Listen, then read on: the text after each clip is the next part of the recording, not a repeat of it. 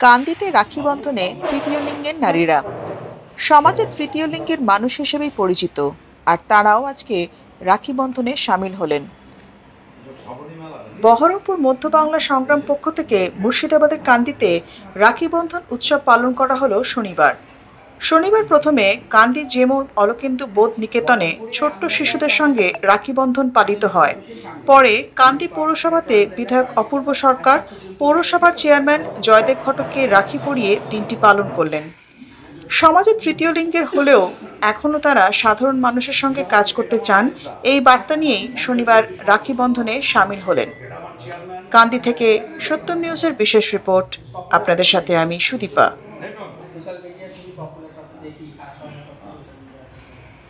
ঝাল মিষ্টি স্বাদে সুমধুর, খেতে ভালো সবার প্রিয় বাপি চানাচুর।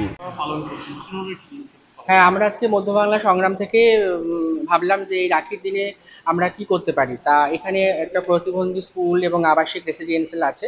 হ্যাঁ, অলকেন্দু বোধ সচেতন মানে একাডেমি স্কুল এবং থাকার জায়গা দুটো।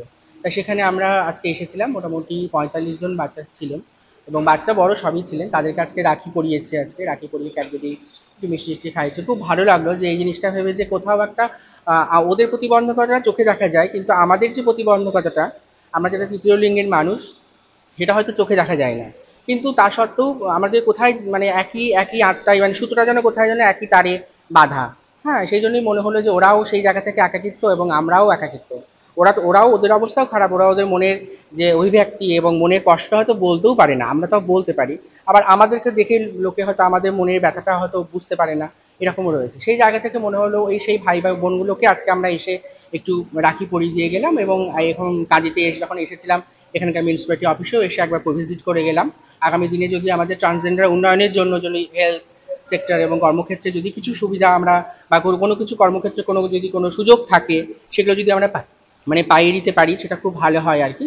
সেই নিয়ে একটু আলোচনা হলো, খুব ভালো লাগলো কাঁদিতে এসে সবার সাথে আলোচনা করে, খুব ভালো লাগলো। আপনারা খুব ভালো থাকবেন, রাখি ভালোভাবে উদযাপন করবেন, জাতি ধর্ম বর্ণ লিঙ্গ নির্বিশেষে সবাই আনন্দে মাতুন এবং ভালো থাকুন, এটাই আমরা চাই।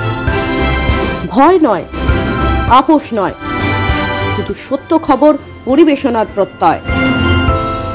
সত্যম নিউজ।